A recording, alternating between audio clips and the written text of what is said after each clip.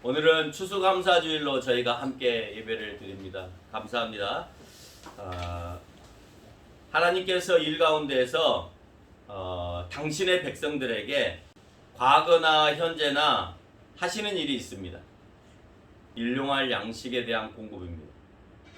일용할 양식에 대한 공급이 이 시대에 이루어지지 않는다면 그러면 우리는 굶어서 죽을 수 있는 그런 상황에 놓이게 될 것입니다.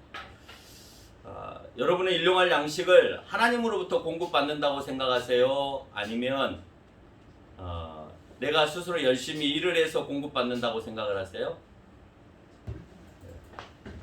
하나님으로부터 공급받는다고 생각하는 사람은 하나님을 떠나서는 절대 살 수 없는 상황이 되어질 것입니다. 그러나 내가 일을 해서 얻어진다고 생각하는 사람은 하나님을 떠나서 살 수 있다고 생각하는 사람이기 때문에 그렇습니다. 그래서 우리가 하나님으로부터 공급을 받는다고 생각하면서 살아가느냐, 아니면 내가 열심히 일을 해서 공급을 받는다고 생각하느냐 하는 그 생각의 차이를 가지고 우리가 신앙생활이나 내 삶에 있어서 완전히 다른 성향의 모습으로 살아갈 수 있다라고 하는 것입니다. 오늘 본문 4절에서 하늘에서 양식을 비같이라고 표현하고 있습니다. 하늘에서 양식이 비같이 내리면 얼마나 좋겠습니까? 우리가 뭐 일하지 않아도 우리가 충분히 먹고 살 수 있기 때문에 하늘에서 양식이 비같이 내린다라는 표현은 어떻게 보면 우리에게 있어서 굉장히 바라는 또는 소원하는 그런 표현이 아닐까 싶습니다. 마태복음 6장이나 누가복음 11장에 보면 주기도문이 등장을 합니다. 마태복음 6장과 누가복음 11장에 등장하는 주기도문 안에도 보면 오늘 우리에게 양식을 주시고 라고 표현하면서 하나님께 오늘 우리에게 양식을 주세요 라고 하는 기도의 내용이 담겨져 있습니다. 그러면 오늘 우리에게 양식이 하늘로부터 출애굽기 당시에 있었던 것처럼 하늘에서 양식이 만나와 같이 내리게 해달라고 하는 그런 기도인가 하는 것을 우리가 고민해 볼 필요가 있겠죠. 우리는 식사 때마다 오늘도 일용할 양식을 주셔서 감사합니다 라고 기도합니다. 우리는 이 비슷한 유형의 세 기도를 늘 가까이 하면서 살고 있는 것이 사실입니다. 그럼에도 불구하고 오늘 우리에게 주신 일용할 양식이 하나님께서 주셨다라고 생각하지 않고 그런 고백 가운데에서도 내가 노력했기 때문에 그걸 얻었다라고만 생각한다면 그러면 하나님의 역사하심이 여러분 가운데 있기는 어려울 거라라는 생각을 해봅니다. 이 기도를 할 때 과거에 저희 할머니께서 야단을 하신 적이 있습니다. 제가 그렇게 기도를 하고 있었어요. 하나님, 오늘 또 우리에게 일용할 양식을 주셔서 감사합니다. 이거 먹고 건강하게 해주세요 하고 기도하고 있는데 그 소리를 들으신 할머니가 안 믿으셨거든요. 야단을 하는 거예요. 야 이놈아, 곡식은 농부가 키우고 열심히 키운 그 곡식은 네 부모가 벌어서 갖다 줬는데 또 음식은 내가 해서 너희한테 줬는데 왜 하나님께 감사하냐 하고 야단을 하시는 거예요. 너는 할머니에게 잘 먹겠습니다도 안 하고 부모님께 감사합니다도 안 하고 농부에 대한 고마움도 없이 하나님께만 그렇게 감사하냐라고 그렇게 기도를 했다는 거죠. 그래서 호되게 야단을 맞았습니다. 그래서 제가 교회에서 배운 게 있어서 그 배운 대로 할머니에게 대답을 해줬습니다. 물론 할머니가 만들어주신 음식이 맛있습니다. 그리고 고맙습니다. 할머니 고마워요. 맛있게 해주셔서 고맙습니다. 또 부모님이 쌀을 사다 주고 음식을 사다 줬기 때문에 우리가 먹을 수 있는 거니까 그것도 역시 고맙습니다. 근데 농부가 열심히 농사를 짓는다고 해서 농사가 잘 됩니까? 저희 삼촌 보니까 비가 안 오면 하늘 쳐다보고 비가 오면 왜 이렇게 하늘에서 비가 억수로 쏟아지냐고 또 하늘을 원망하기도 하고 하늘만 보고 있던데요. 그렇게 이제 표현을 했던 것 같아요. 그래서 과거 교회에서 목사님이 가르쳐 주신 대로 곡식을 거두고 곡식을 열매를 맺게 하는 것은 하늘의 도움이 없으면 하나님의 도움이 없으면 키울 수 없다 라고 그렇게 배웠기 때문에 원래 그 근원적인 것 우리가 먹고 마시는 것을 돈을 벌어서 사 먹을 수 있다라고 생각하지만 그 곡식이 자라나지 않으면 그러면 우리가 아무리 돈이 많은들 먹을 수 있을까요? 먹지 못하겠죠. 일용할 양식을 하늘에서부터 내려주신다라고 하는 것은 만나처럼 하늘에서 비처럼 내려온다라고 하는 의미가 아니라 하나님의 공급하심이 일어나지 않으면 결코 우리는 먹을 수 없음에 대한 그 근원적인 얘기를 하고 있는 겁니다. 내가 열심히 노력해서 살면 되지라고 하는 것은 마땅히 인간으로서 이 땅에서 해야 될 일이지만 아무리 노력해도 되지 않은 사람들도 있습니다. 그 근원적인 문제를 내가 하나님 앞에 무릎 꿇고 나오지 않으면 해결받기 어렵다라고 하는 것이죠. 우리는 오늘 본문에서 말하고 있는 것처럼 하늘에서 양식을 공급받는 것처럼 그렇게 기도했습니다. 그럼 히브리 사람들은 정말 하늘에서 공급받았을까요? 애굽에서 나와서 광야로 자리를 옮겨서 이동을 하고 있는 가운데 그 히브리 사람들은 그 만나를 진정 하늘에서부터 공급을 받았을까? 본문의 사건을 통해서 우리는 세 가지로 생각해 볼 수가 있습니다. 여러분도 아마 이 세 가지 중에 한 가지로 생각을 할 수 있을 겁니다. 첫째는 만나와 메추라기는 과연 하늘에서 내렸을까? 과연 하늘에서 내렸을까? 그럼 손 한번 들어볼까요? 만나와 메추라기는 과연 하늘에서 내렸을까요? 손 한번 들어보세요. 만나와 메추라기는 하늘에서 내렸다. 아주 보수적이면서 아주 근본적인 신학을 가지고 있습니다. 두 번째, 만나는 하늘에서 내리고 메추라기는 세상 어디에서 보내졌을 것이다. 3번입니다. 만나도 자연현상을 통해서 공급하셨고 자연의 이치와 원리를 통해서 공급하셨고 메추라기도 세상 어디에서 보내졌다.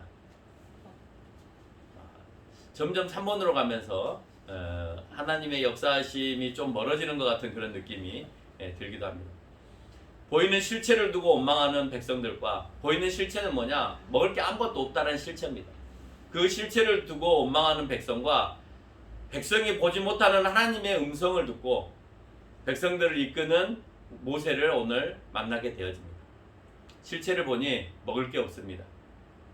하나님이라고 얘기하는데 그 하나님은 보이지 않습니다. 이게 백성들의 입장에서의 안목이었습니다. 근데 모세는 하나님께서 공급하실 것에 대한 것이 보입니다. 뭔지 모르지만 백성들이 못 듣는 그 음성을 모세는 듣습니다. 그리고 오늘 이 수백만에 이르는 이 백성들을 이끌고 광야로 나아가고 있는 것입니다.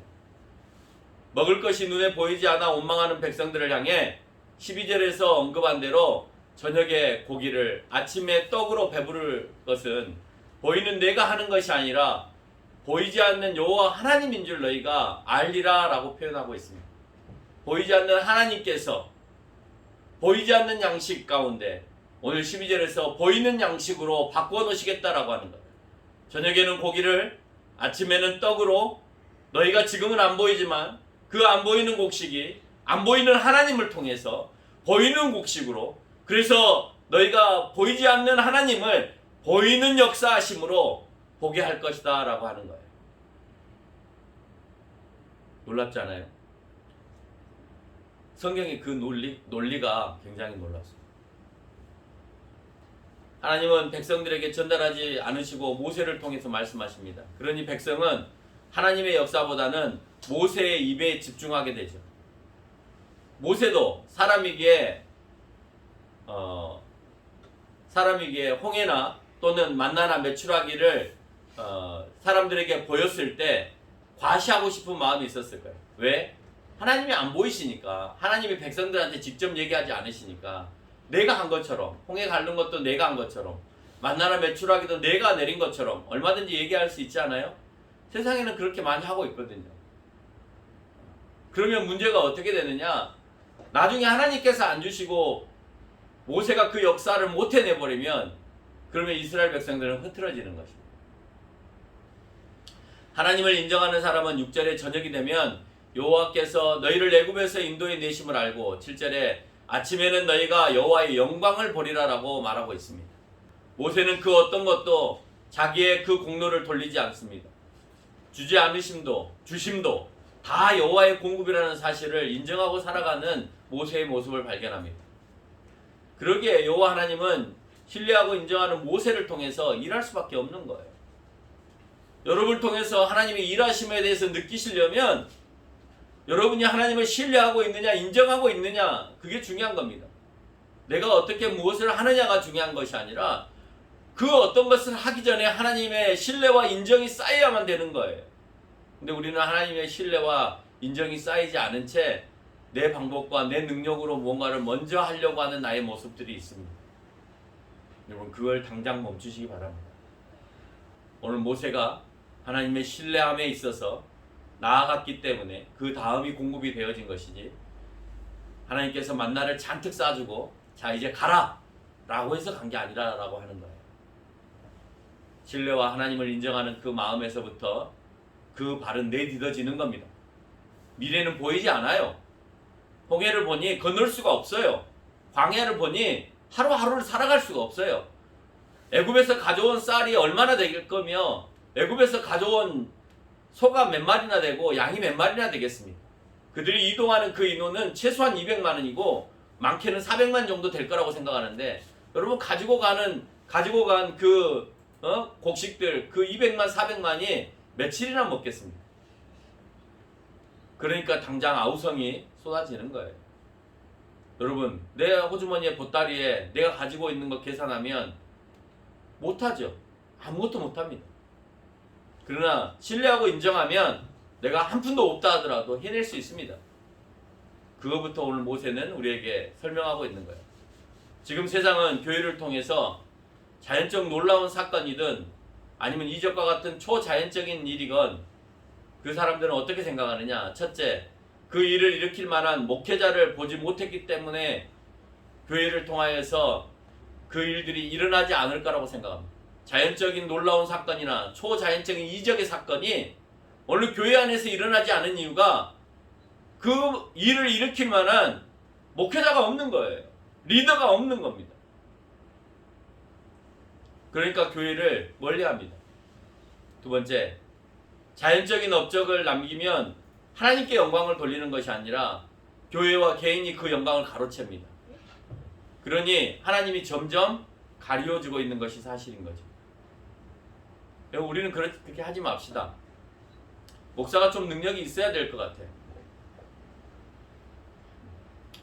이만큼의 능력도 능력이라고 생각합니다만은 교회를 크게 하고 싶은 마음이 없기 때문에 저는 계속해서 분리를 시켜서 계속해서 부교육자들이 담임 목회를 할 수 있도록 계속해서 만들어 갈 겁니다. 우리 모두가 해야 되는 것은 우리의 자랑이 되어서는 안 된다라고 하는 것입니다. 그리고 우리가 해낸 모든 것들이 교회나 개인의 영광으로 가르치는 것이 아니라 하나님께서 어떻게 나를 이끌어 가셨고 이 교회를 이끌어 가셨는지에 대해서 내 입으로 고백하는 그런 시간들이 되어야 된다라고 하는 겁니다. 오늘 본문은 아주 친절하게 만나를 언제쯤 주셨는지 말씀하고 있습니다. 출애굽기 16장 1절에 보니까 애굽에서 나온 후 2달 15일이라고 되어 있습니다. 애굽에서 나온 지 2달 15일이 됐습니다. 곡식이 다 떨어진 거죠. 왜? 아우성을 치고 있잖아요. 우리 먹을 게 없다. 2달 보름 만에 가지고 온 모든 것들을 다 먹은 거예요. 이제 바닥을 들여내보인 겁니다. 바닥을 다 들여내보낼 때에 본인의 마음의 바닥도 드러내 보이지 말아야 되는데, 오늘 이스라엘 백성들은 본인들의 마음의 그 바닥을 오늘 들어서 하나님께 보이고 있다라고 합니다. 히브리인들이 애굽에서 나온 것은 10번째 재앙이 있었던 6월절 사건으로 해서 나왔죠. 6월절 장자의 사건을 통하여서 그들이 그 마지막 재앙에서 벗어나서 이제 애굽의 바로가 보내줌으로 인해서 나오게 되었는데, 그것을 기념하여서 이스라엘 사람들은 6월절이라고 하는 절기를 지킵니다. 그 절기의 시작이 3월 27일이고 그 절기의 끝이 4월 4일인 것을 통하여 보면 4월 4일부터 시작해서 둘째 달 15일을 거슬러 가보면 대략 6월 한 20일쯤 됩니다. 6월 20일쯤 지금 이 사람들에게 먹을 것이 없는 이상한 사태가 벌어지고 있다는 거예요. 광야에서 어려움을 당하게 됐다는 거예요. 왜 6월 20일 정도가 중요하냐 하는 것은 좀 이따 만나와 메추라기가 그냥 대충 오지 않았음에 대해서 설명하기 위해서 그렇습니다. 3절을 보니 지난날 애굽에서 배불리 먹었던 것을 연상하면서 광야로 우리를 인도해 내어서 이 웬 온 회중이 주 앞에서 죽게 되었다라고 그들이 하고 있는 것은 불평과 불만과 원망이었다라고 합니다. 저 밑에서부터 끄집어내 오는 것은 불평과 불만과 원망 그 자체였다는 거예요. 여러분 배고프거나 부족한 일이 돈이 없거나 이런 일이 생기면요 뭐부터 나온지 아세요? 내가 너무 배고파. 아니면 내가 쓰려고 해도 돈이 없어. 근데 나는 지금 당장 뭘 사야 되겠어. 근데 돈이 없어. 그럼 뭐가 나올까요? 짜증이 나옵니다. 배고프면 짜증을 내고요. 뭘 사 먹어야 되는데 못 사 먹으면 짜증을 냅니다. 어른들도 짜증 냈다가 그게 불평과 원망으로 가는 거야. 배고프고 부족하니까 이들도 짜증이 나고 불평하고 원망이 일어나는 거죠. 성경이 문자처럼 진짜 하늘에서 양식을 비같이 내렸을까요?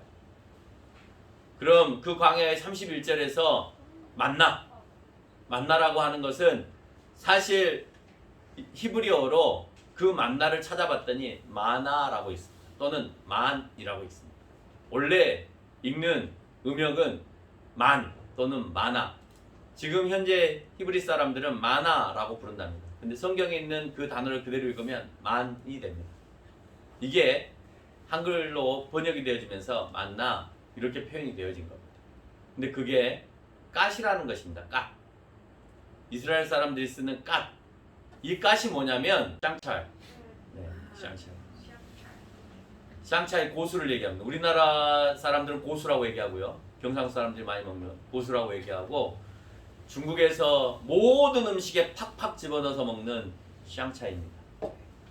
이 샹차이가 만납니다. 신기하죠? 샹차이하고 양고기하고 잘 어울려요? 안 어울려요? 잘 어울리죠. 메추라기 고기하고 샹차이하고 잘 어울릴까요? 안 어울릴까요? 몹시 잘 어울립니다. 참 신기할 정도 잘 어울립니다.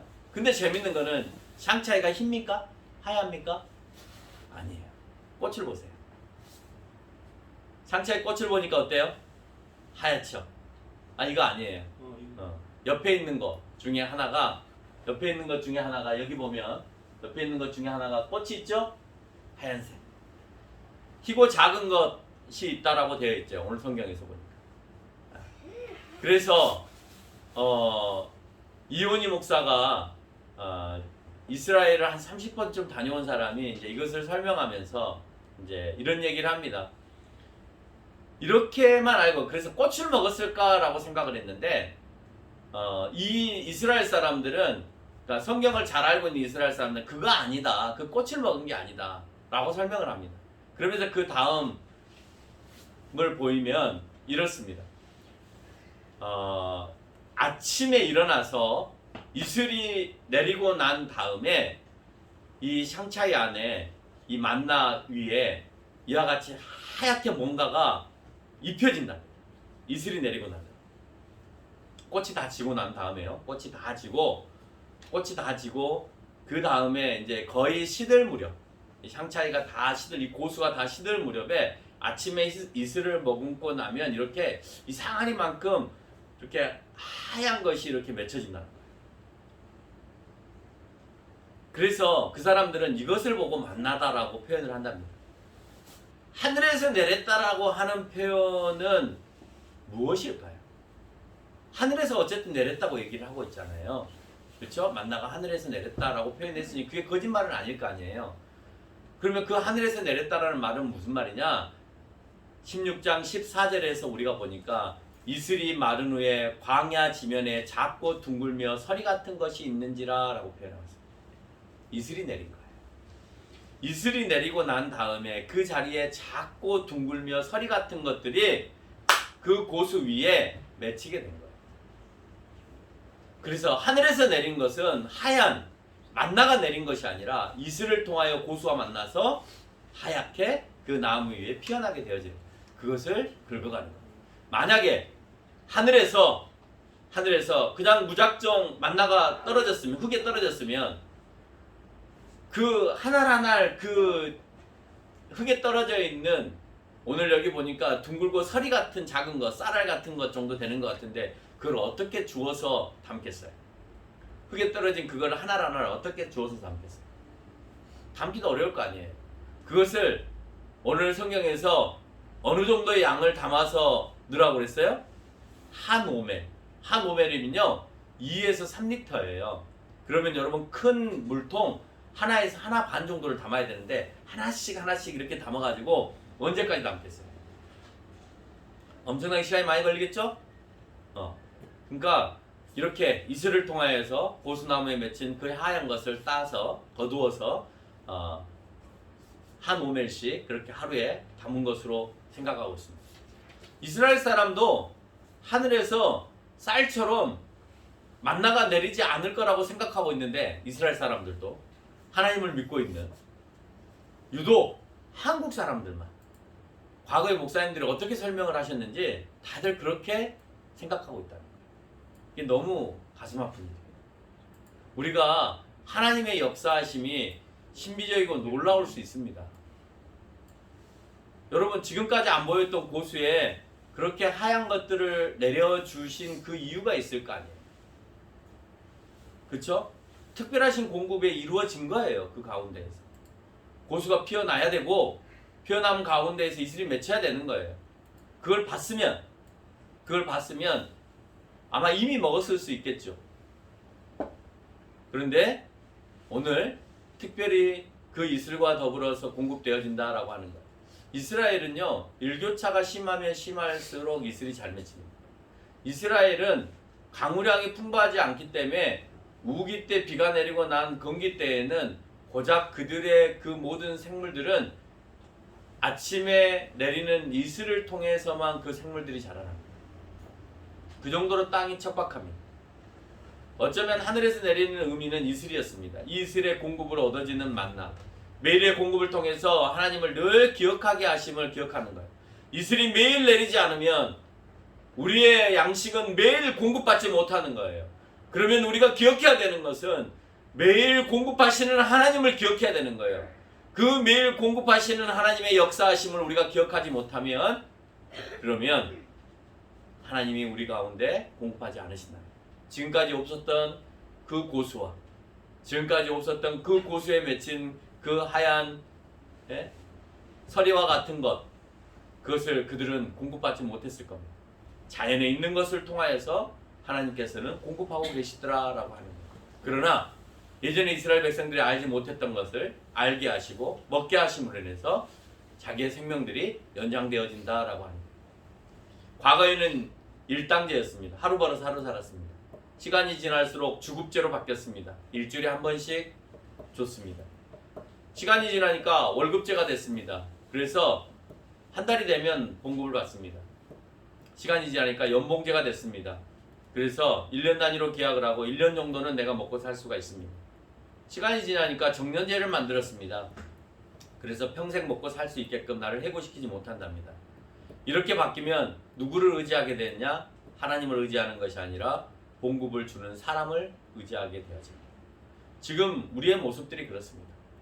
자기를 먹고 살게 해주는 것이 누구냐? 그걸 하나님으로 인정하느냐? 아니면 사장으로 인정하느냐? 아니면 여러분이 투자하고 있는 그것으로 인정하느냐에 따라서 여러분의 하나님은 바뀌게 되어지는 것입니다. 사회는 점점 시급제로 바뀌고 있습니다. 정년제로 가는 사람들도 있지만 시급제로 가는 사람이 더 많아지고 있습니다. 몇 시간만 일하고 일을 그만두게 되는 세상이 되었습니다. 시급제에 놓인 사람은 사장을 의지하지 않아요. 왜? 내가 몇 시간만 일하고 잘릴 수도 있기 때문에 그렇습니다. 그만두라 하면 또 다른 시급을 구하면 되니까 내가 그 사람을 의지해야 될 이유가 없는 거죠. 그래? 뭐 이런 일들은 많이 있으니까 하고 가버리는 거죠. 그러나 그 삶에 있어서는 안정되지 않기 때문에 늘 불안한 마음으로 살아가게 되어지는 것입니다. 사장과 같이 봉급을 주는 이가 의지의 대상이 되어버린 세상입니다. 돈이 아닌 죄아가 곡식일 때는 하나님만 바라봤습니다. 돈 많은 사람이 신이 되어버린 세상입니다. 그러나 아무리 돈을 많이 가지고 있다 하더라도 그 곡식의 열매가 맺혀지지 않으면 그러면 우리는 죽을 수밖에 없습니다. 하나님을 믿는 기독교인은 어느 때고 나에게 밥 주시는 이가 농부나 아버지라고 생각하지 않습니다. 그렇다고 그분들의 수고와 감사를 우리가 잊어버려라 이렇게 말하고 싶지도 않습니다. 우리에게 중요한 것은 근원적 공급이 하나님이시라는 사실을 잊어버리지 말라는 겁니다. 히브리인들에게 애굽에서 나와서 광야에서 첫 소사는 만나와 메추라기였습니다. 만나가 하늘에서 떨어진 것이 아니라면, 그래서 이슬을 통해서 고수입에 피어난 것을 말한 것이라면, 그래서 오늘 하나님께서는 햇빛이 나기 전에 새벽 이른 시간에 가서 그것을 거두라고 표현하는 것을 통하여서 보면, 햇빛이 나고 난 다음에 그것은 다 말라서 없어지고 냄새나고 썩어버리기 때문에 햇빛이 나기 전에 아침 일찍 가서 거두라고 명령을 하고 계십니다. 바람강의 메추라기는 철새입니다. 철을 따라서 움직이는 새예요. 메추라기나 꽁은 새 중에서도 가장 잡기 쉬운 조류입니다. 메추라기와 꽁은 겨울에 우리나라에 와서 삽니다. 그래서 겨울철에 억새밭이나 갈대밭 사이에 가면 꽁들을 우리가 쉽게, 메추라기를 쉽게 만날 수가 있습니다. 따라서 오늘 성경의 서두에서 얘기한 것처럼 6월절이 지난 두세 달이 지난 6월절이 지나고 두세 달이 지난 그 해 6월과 7월 달에는 그 새들을 내가 추적해 봤더니 메추라기와 꽁들이 아프리카와 중동 지역에 거주하고 있습니다. 다시 말해서 오늘 이 사람들이 광야 생활을 하고 있는 이집트 지역, 동아프리카 지역에 그때 서식하고 있다라고 하는 거예요. 그 서식하고 있는 꽁과 메추라기를 그들의 장막 앞에 하나님께서 보내주신 거예요. 자연의 원리라고 우리는 쉽게 생각해 버릴 수 있고, 꽁이 눈이 멀어서 거기 왔다라고 생각할 수 있을지 모르겠지만, 매번 오는 꽁을 그렇게 말할 사람은 한 번도 없을 겁니다. 하나님의 역사하심은 자연의 그 순리와 원리에 의해서 우리에게 풍부하게 공급하고 계시더라라고 합니다. 하늘에서 떨어지지 않는다는 거예요. 자연을 통하여서, 사람을 통하여서 그 모든 일들을 일하고 계시더라라고 하는 겁니다. 만나를 거두어 먹는데 원칙이 있습니다. 하루에 한 오매 2에서 3리터를 거둡니다. 왜냐? 벌레가 생기고 냄새가 나기 때문이라고 되어 있습니다. 여기에서 우리는 추수감사절을 생각해 봐야 될 주제가 있습니다. 첫 번째는 욕심입니다. 욕심을 부리면 안 됩니다. 한꺼번에 거두고 자주 나가지 말지 하는 그런 생각을 하고 된다면, 우리 교인 가운데도 그런 사람이 있을 것 같아요. 오늘 한꺼번에 다 거두고 에이 뭐 내일 가, 그냥 오늘 다 거둬놓고 한꺼번에 먹지 라고 아침에 게을러서 못 나가는 사람이 분명히 우리 교인 가운데도 있을 거라고 생각합니다. 누군지 아시겠죠? 네, 있을 겁니다. 단 욕심을 부린다면 몸이 불편한 이들이 나가서 거둘 수 없기 때문에 나누어 줄 수 있는 일을 할 겁니다. 오늘 내가 먹을 것만 먹고 나머지 한 오매 이상을 거둔 것은 몸이 불편해서 못 나온 사람들을 위해서 나눠줄 수 있겠죠. 내가 열심히 더 많이 거둔다면 내가 그것을 2배, 이틀, 3일을 먹기 위해서 놓는 것이 아니라 다른 사람을 위해서 나눠줄 수 있을 겁니다. 우리는 하나님의 은혜 가운데 그한 증표로 오늘을 만족하고 넘침을 나눌 수 있어야만이 그 자연적인 사건을 통하여서, 그 교회를 통하여서 그런 마음을 주시는 하나님의 섭리가 작동되어질 거라고 생각합니다. 나는 그게 이적이고 기적이라고 생각해요. 성경의 원리는 그게 이적입니다. 여러분, 하루 먹을 것에 대한 그 고마움, 오늘을 만족하고 내가 오늘 만족했으니까 오늘 만족하지 못한 사람에게 나눠줄 수 있는 그 마음, 그 마음이 오늘 추수감사주일에 만나를 통하여서 우리가 다시 한번 생각해 볼 수 있는 우리의 고민이다라고 하는 겁니다. 두 번째, 게으르면 안 됩니다. 21절에 보니까 햇볕을 뜨겁게 쬐면 그것이 쓰러졌더라라고 표현하고 있습니다. 햇볕이 나기 전에 일찍 일어나 담아야 합니다. 에이, 햇빛 나도 있겠지 하고 가봤더니 없네, 못 먹네. 그래서 배고파요. 그러니까 햇빛이 나기 전에 나가야 되는 거죠. 그렇지 않으면 주신 것도 얻어먹지 못하는 사태가 벌어지게 되어진다. 줬는데도 못 먹습니다. 우주 만물을 하나님께서 운행하시지만 하나님께서는 거저주지 않으신다. 부지런하셔야 됩니다. 주실 때 최선을 다해서 모아야 합니다. 그리고 그 모으는 순간에 옆 사람의 바구니를 좀 쳐다보는 여유가 필요합니다. 그래서 슬그머니 보태주는 미덕이 우리 가운데 있어야 합니다. 그 마음이 하나님으로부터 여러분에게 온 것입니다. 그 마음을 우리를 통해서 사용하기를 원하고 계시다라고 하는 거예요. 세 번째는 안식일을 지켜라 그랬습니다. 너희들이 열심히 6일 동안 거두는데 그렇지만 거두지 말아야 될 하루가 있다. 안식일이다. 모으는 것에 급급하지 말라는 거예요. 왜냐? 결국 공급하시는 하나님이시기에 부족하면 그 하나님께서 공급하실 거라는 거예요. 그러니까 내가 거두지 말아라. 아니면 안식일이 오기 전날 2배로 거둬라. 그것만은 내가 용서하겠다. 그러나 그것은 잘 볶아놔라. 불로 잘 볶아놔라. 그래야 썩지 않는다라고 했으면 네 하고 대답하면 되는 거예요. 다음날 나가면 있겠지. 매일 왔는데 매일 내리는 이슬이 그날 왜 내리지 않겠어? 그날 고수 위에 하얗게 그렇게 내려졌던 것이 왜 오늘은 없겠어? 라고 생각하고 나가봤더니 하나님은 거기 안에서 이적을 베푸시는 거예요. 없더라라고 하는 거예요. 하나님의 날이라는 겁니다. 안식일은. 하나님을 기억하는 날이라는 거예요. 이동하지 않는 쉼의 날이라는 거예요. 멈추라는 거예요. 가지 말라는 거예요. 그리고 거두지도 말라는 거예요. 그리고 지금까지 너희를 어떻게 먹였는가를 기억하는 날로 만들라는 거예요. 누구를요? 하나님을요. 매일매일 만나를 얻으면서 하나님을 기억해야 하지만 특별히 안식이라는 그 날을 통하여서 공동체가 함께 기억해야 될 날을 하나님은 정해 놓으셨어요. 우리가 그냥 안 보이는 곳에서 매일매일 예배 드리면 되죠. 우리는 그렇게 쉽게 생각할 수 있습니다. 그러나 성경은 그렇게만 말하지 않습니다. 아니, 매일매일 만나를 거두러 갈 때도 나를 생각해야 되지만 특별한 날 이 날은 너희가 아무 일도 하지 말고 나만을 위해서 살아 라고 말씀하시면 네라고 대답해야 됩니다. 세상에 많은 교회들이 세상에 많은 사람들이 교회를 향하여서 손가락질합니다. 왜 코로나가 있는데 주일날 모여야 해? 라고 얘기합니다. 교제와 소통이 없으면 그건 교회가 아닙니다. 교회의 정의를 내릴 때 코이노니아는 모이다라는 의미를 가지고 있습니다. 모이지 못하면 그 안에 의미가 없는 것이죠. 오늘 성찬식을 합니다. 성찬식을 하는데 모이지 못하면 우리가 성찬을 못하는 거죠. 그래서 모여야 될 의미가 그 가운데 놓여 있다라고 하는 것입니다. 이런 공식적인 날을 만들지 않으면 우리는 쉽게 누구를 잃어버리냐? 하나님을 잃어버리기 때문에 하나님은 잃어버리지 말라고, 당신을 기억에서 지워버리지 말라고, 애굽에서 나올 때 홍해를 건너기 전까지만도 하나님의 위대함을 보았으면서도 2달이 채 안 돼서 다시 하나님을 잃어버리는 사건이 일어난 것처럼 너희들에게 매주 하나님을 기억하는 시간들을 만들어 놓지 않으면 너희는 결코 2달이 가지 못하여서 하나님을 잃어버리는 그런 범죄를 짓기 때문에 너희는 일주일이라고 하는 시간 장치를 만들어서 하나님을 늘 기억하라고 얘기하고 계십니다. 그러나 그거는 출애굽 사건에서만 있었던 것이 아니라 이미 하나님의 천지창조 가운데에서 6일을 일하시고 마지막 안식하에 따라 쉬셨더라 라고 하는 것을 통하여서 우리에게 똑같이 적용하고 계시다라고 하는 겁니다. 만나와 더불어 하나님께 요구하시는 것은 그 배고픔의 상황 가운데서 원망보다는 하나님께 의지하기를 원하는, 나를 좀 제발 의지해줘, 나에게 원망과 불평, 짜증이 아니라 아빠를 믿어줘.